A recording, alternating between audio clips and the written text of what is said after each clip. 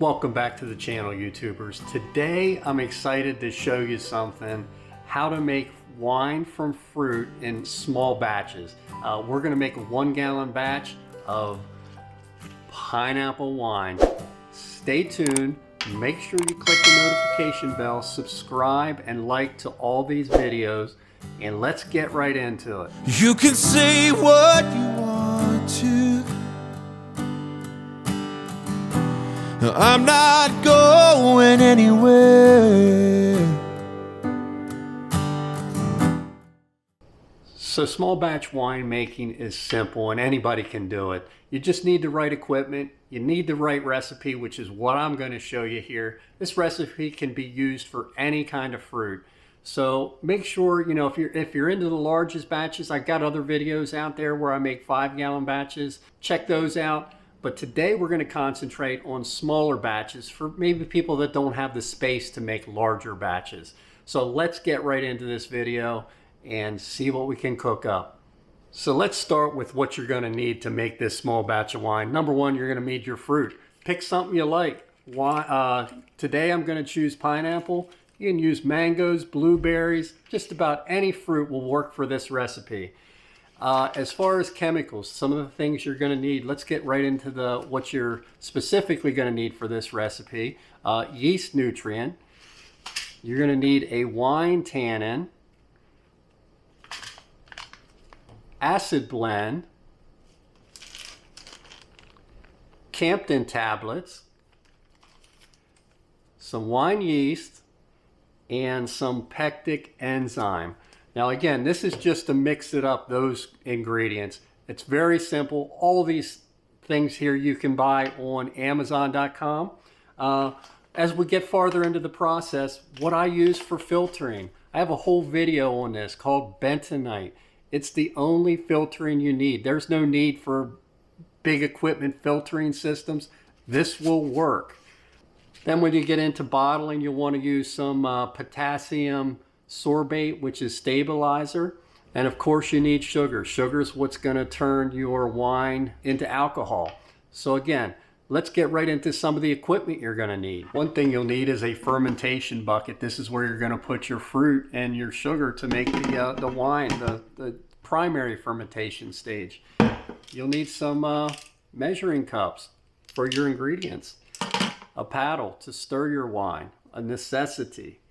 You also need the airlock. This fits on the top of your primary fermentation so you can kind of see when it starts and finishes. You'll need some type of a racking cane. This is where you're basically taking a lot of the wine. You're trying to filter out some of the sediments in your carboys. So you want to use this to get all that sediment out and you just produce the actual wine itself. That's what a racking cane's for. I have a whole separate video on racking wine. Make sure you check that out. Kind of will go into details. One thing I always use for winemaking is a mesh bag.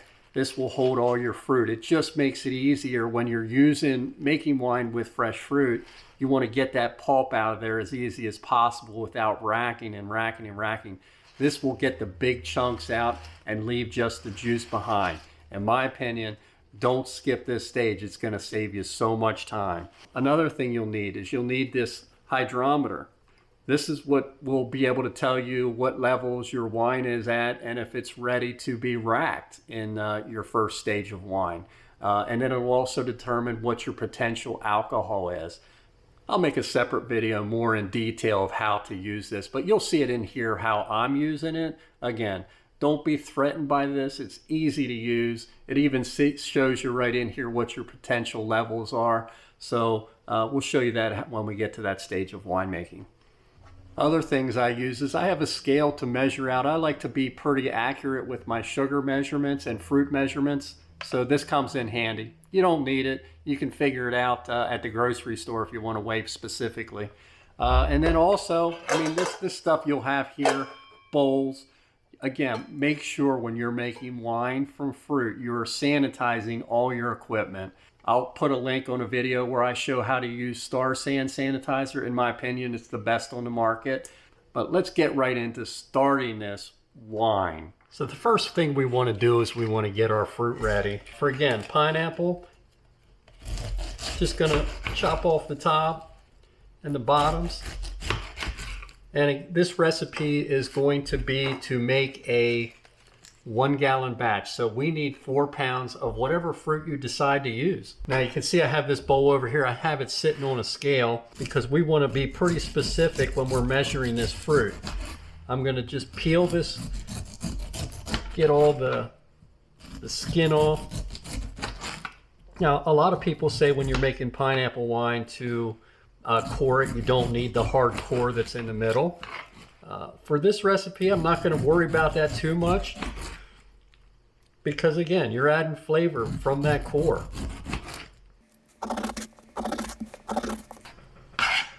So now I'm just going to cut this up into smaller chunks because that's kind of what you want. You want smaller chunks so it can break down.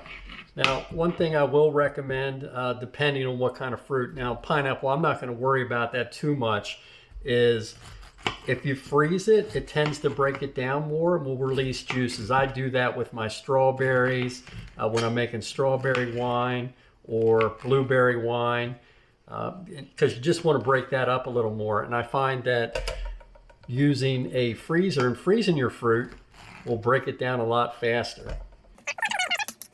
And if you could smell it, it smells crazy. So I bought 2 pineapples. We'll see how much it's going to take here to get us to 4 pounds. I'm going to just save the core because if I have enough of the outside, I won't put the core in. But you can. It's no big deal. So we're about 2.5 pounds with the first one here. And again, we're just trying to get somewhere between 3.5 to 4 pounds. Let's chop the other one up.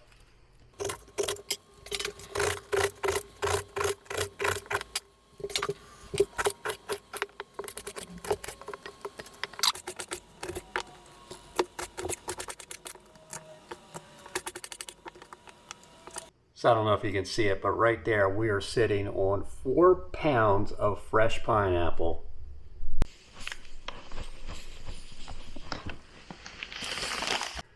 So right now I've got 2 pounds of sugar measured out, and we're going to add that to a stock pot here, and then we're going to add 4 cups of water. Now you may need to add more water to this, but again, you're trying to fill basically 1.5 gallons primary fermentation. So we're just trying to get this water dissolved at this point. We can add water to the primary to fill it to the designated location when we're done. So I'm going to put this on the stove. We'll dissolve this sugar and let it cool. So here you can see we got our sugar mixture on the stove, and we're just going to stir this. Again, we're not trying to boil it or anything. We're just trying to get this sugar completely dissolved here. So you can see here, it is just starting to get to the point of boiling. So, and you know, it's crystal clear. That's kind of what you want. That means all the sugar's dissolved. And I'm just going to go ahead and cut off the heat and let this cool a little bit. All right, so we got the water over there cooling on the stove, and now we're going to get started in mixing some of these ingredients up and get this whole process going. So the first ingredient we're going to add is 1 teaspoon of the yeast nutrient. That's just going to give a boost to your yeast once we add that 24 hours from now. We're going to use a 1/2 teaspoon of the acid blend.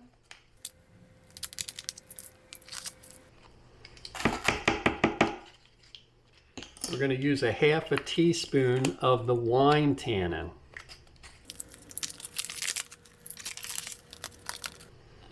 Half teaspoon of this. And you can see I'm just adding these ingredients directly to the bottom of the bucket. Then we're going to put our mesh bag in and add the fruit. And then we also want a 1/2 teaspoon of the pectic enzyme.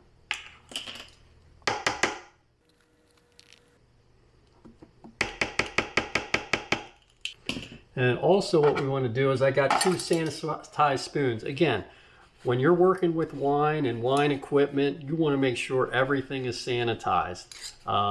So what I'm going to do is now we got to add 1 Campden Tablet. So I use a spoon to kind of crush that real fine.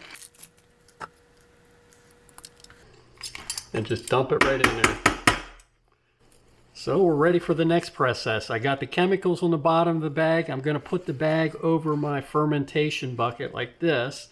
And you want to make sure that this mesh bag doesn't fall down in. You'll have a bigger problem with this with a 5-gallon batch, but it shouldn't be a problem here.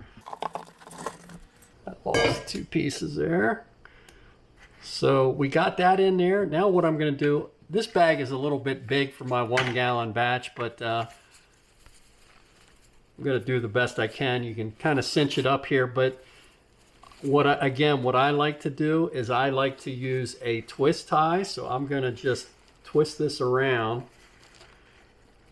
and again, sanitized twist tie. In my opinion, they work great. A lot of people don't think you should use a twist tie, the plastic in here, but the bucket's made of plastic, so I wouldn't understand why. And the reason I'm cinching this up is when it's time to get this wine out, I can just pick this bag up and all the pulp and everything will remain. So that's kind of what we're trying to get to. So now what we're waiting for is the water to cool down to about room temperature, and then we'll dump the water in here and we'll get ready for the next process. All right, so now we're at the process. We're ready to add this sugar water. So I'm just gonna pour in this sugar water. Again, it's been cooled to close to room temperature. Now, if you remember, this is about a 2-gallon fermentation bucket. So now I'm going to add regular tap water in here. So I'm going to go ahead and add the tap water. And I know about where I want to get this liquid up to. And it would probably be, again, 2 gallons probably up to here. So I want to get it basically up close to around this lip. We're going to take an alcohol reading, and we'll see what the potential alcohol is. And that's how you kind of want to measure your level. So you may add more water later, but add a little at a time when you take a reading. Okay, so I added the water level. I would say it's probably like 1.5 gallons in here of water right now. I'm probably going to take it up more, but I'm going to take a reading and see where it's at before I go ahead and do that. But what I want to do now that we got the fruit in the mesh bag, is I want to stir these chemicals that are down in the bottom here into our liquid and into our fruit. So I'm just going to give that a little bit of a stir. And again, as this is fermenting and we get this thing going, we're going to be stirring this every single day until this primary fermentation process is completed. So I can tell you there's not enough liquid in here, so I'm going to add just a little more liquid.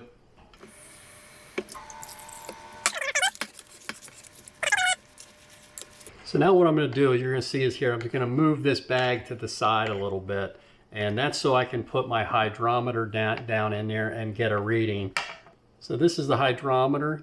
A lot of people take it out of here, put it in a separate vessel that you can float this in. But I just find this is the simplest and easiest way. So what I'm trying to do is, usually wine, you want it close to 12% potential alcohol. So I'm kind of hoping, somewhere between 12 and 15 is usually what I shoot for. So it's still way down at close to 15%. I'm going to add more water. And I'm just going to stir it up some, and then we're going to take another reading. So when I take this pulp out, I'm probably going to be taking maybe 1 gallon, well, 1/2 gallon to 1 gallon. So that's kind of why you want to get this 2-gallon bucket probably pretty close to the top till it's all said and done. So it's still way down there at 15%.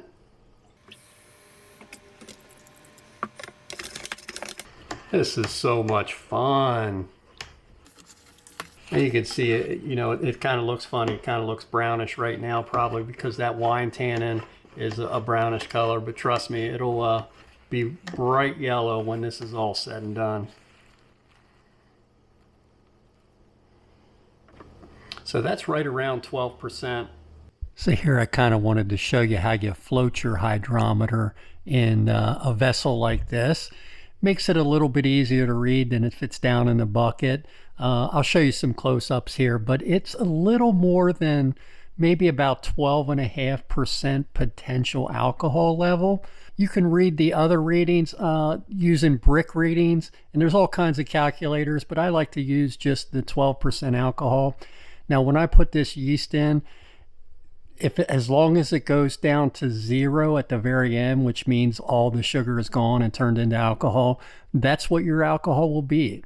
Like this wine here, if it reads a 0 at the end, this alcohol will be at 12.5% wine alcohol level, and that's just about where you want to be, somewhere between 12 and 15. So we're going to give this one final stir now that we got our alcohol level measured, and we're going to seal this up and wait for fermentation to start. So we'll put the lid on, get the airlock on, and we'll wait 24 hours before putting any yeast in. Remember, that Campden Tablets is killing all the natural yeast in here, so we want to wait till that's done. If you put your yeast in now, it will just kill the yeast. So wait 24 hours. I'll show you that when we get there.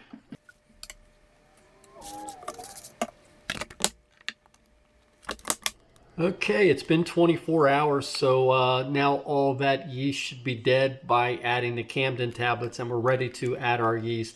I like to use the Red Star champagne yeast. It does a great job. I have never had it not work. So what we're going to do is I got my stick sanitized. We're going to open this up, stir it, and we're just going to dump this right in on the top. A lot of the instructions say put it in warm water.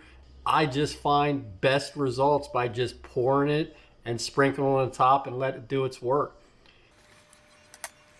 So we got our sanitized stick here. We're just going to give this a swirl. And you'll find as this starts to foam, which you'll see in the next day or so, I like to push the bag down in a little bit also. So let's give it a little swirl. I think that's good. This yeast makes a 5-gallon batch, up to a 5-gallon batch. So I'm just going to probably put like a half of it in to, the whole bag is fine if you want to. But you can see I'm just sprinkling it on the areas. Get a good coating on the top. So now we're just going to seal it up and we'll check it out tomorrow. This will probably take 24 hours to start fermenting. And we'll see it tomorrow. All right, so hopefully you can see this. It's been exactly 24 hours since we put the yeast in, and you can see from that left partial tube there, where you can see the water level is right there, and then the upper level is over here. So the oxygen is being pushed out. We're going to see bubbling here probably in the next day or so. So 24 hours, we're going to give it a stir, and you can check it out. So you can see here, I got my paddle, which has been sanitized. You're starting to see some bubbles in here, and that's a good sign. That's what you want to see, foaming action. We're going to give it a stir here. I like to stir from the bottom up, and just like I said, make sure you're pushing the fruit down in. You want to get that, keep that fruit moist so it doesn't dry out. And if you could smell this, it smells heavenly. So that's it. Tomorrow, I'm willing to bet this thing is going to be foaming really well. So let's check it out, and again in 24 hours.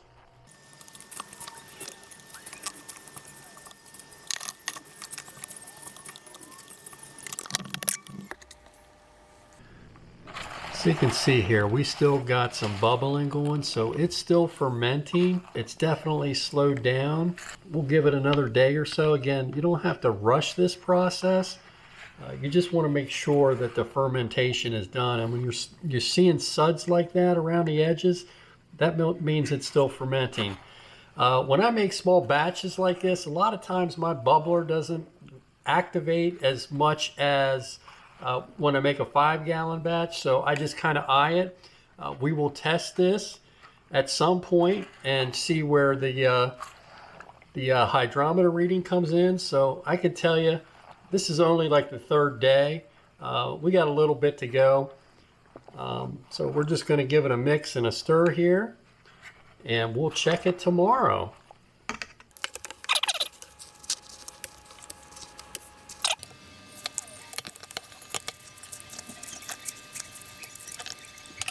Okay, today is day 6. You can see here by the level here of the water that pretty much primary fermentation is most likely done. Since it's day 6, I'm going to check it out with a hydrometer and just verify that that is the case, that it is done fermenting.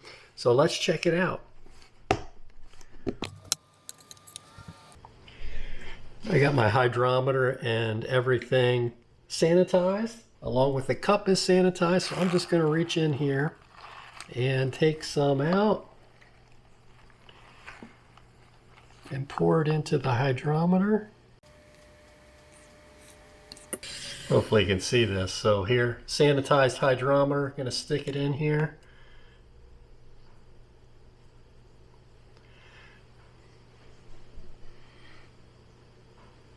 Okay, it's almost down to the 1.00 level. I'm going to give it another day and see how it reacts. It's still foaming, a little bit of foaming in there, so it might not quite be done. So I'm going to give it another day or so.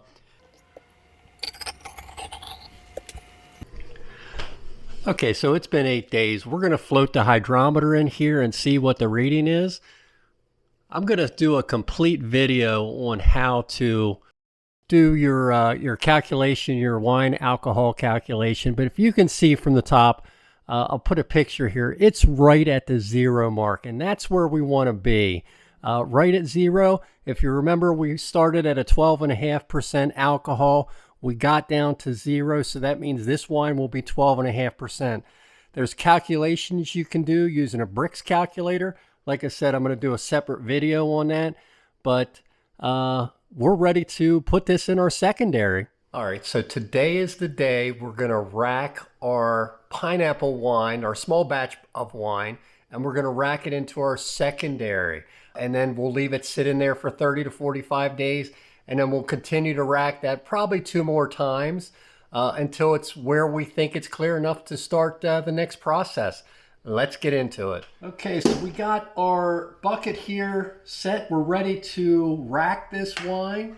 Again, I still have the bag with the pineapple in here. All my equipment is sanitized. You can see, again, a little bit of bubbles in here. Don't worry about it. It's okay to drink this Star San sanitizer in the diluted form.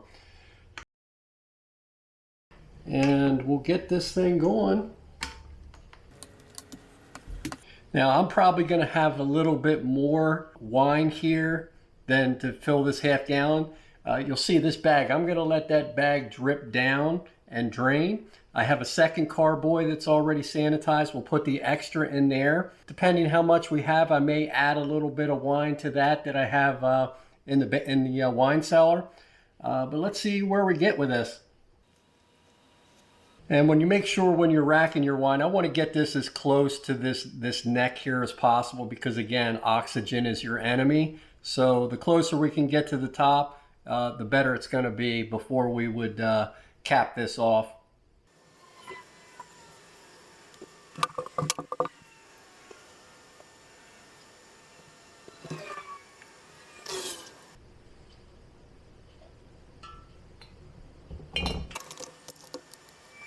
So you can see from when I was racking it here, there wasn't much left in that second gallon jug. So, and you know, again, it's a 1 gallon batch, so I wasn't really expecting it. So what I did is I just put some in a mason jar. They make a special cap to accommodate the little stopper. I'm going to show you that. I'm going to go get one. I don't have any on hand. And of course you have the extra here if you want to taste it. And I strongly suggest you taste it through each process. So I'm going to sit both of these down in the basement. We're going to let them settle down through. You'll see this basically will be used to tap off this bottle. You'll see when this starts to settle, this will become clear. And there'll be some here at the bottom. This will be used to tap that off. That way you don't have to add water to dilute it or add extra wine. So in this case, it's good you do have extra. So stay tuned. We'll get to that soon. So one thing I did forget to show you here, once you get your primary fermentation racked into your secondary, do not forget to put your airlock in there. Again, it's sanitized. You want to make sure you fill it at the proper level, but a critical process is make sure you get your cap on to prevent oxygen from getting into your wine. didn't ask for this love you're bearing. In my defense, neither did I.